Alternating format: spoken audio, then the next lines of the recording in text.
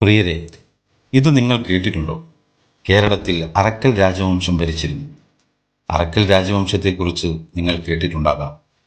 പക്ഷേ അവരുടെ കൊട്ടാരം നിങ്ങൾ കണ്ടിട്ടുണ്ടോ? അവരുടെ ചരിത്രം നിങ്ങൾ കേട്ടിട്ടുണ്ടോ? കണ്ണൂരിൽ ഇന്നും നിലകൊള്ളുന്ന അറക്കൽ കൊട്ടാരം ഒരു വലിയ ചരിത്രത്തിൻ്റെ സാക്ഷിയാണ്. ഇവിടെയാണ് അറക്കൽ രാജവംശം ഭരിച്ചത്. ഏകദേശം 16-ാം നൂറ്റാണ്ടിൻ്റെ ആരംഭത്തിൽ തുടങ്ങിയ ഈ രാജവംശത്തിൻ്റെ ഭരണം ഇന്ത്യക്ക് സ്വാതന്ത്ര്യം ലഭിച്ചതിന് ശേഷമാണ് അവസാനിച്ചത്.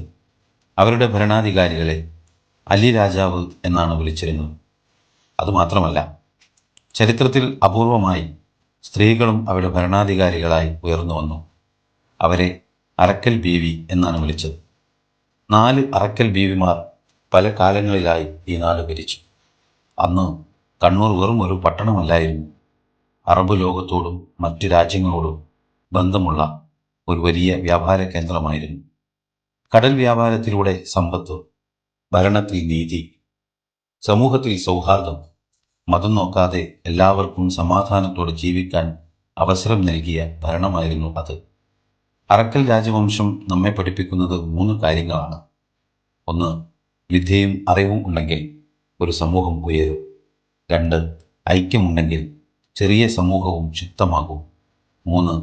നീതിയോടെ ഭരിച്ചാൽ ജനങ്ങളുടെ ഹൃദയത്തിൽ ഇടം നേടാം. അതിനാൽ ചരിത്രം മറക്കരുത്. ചരിത്രം ഓർക്കുന്ന സമൂഹം മുന്നോട്ട് പോകും. ചരിത്രം മറക്കുന്ന സമൂഹം പിന്നോട്ട് പോകും.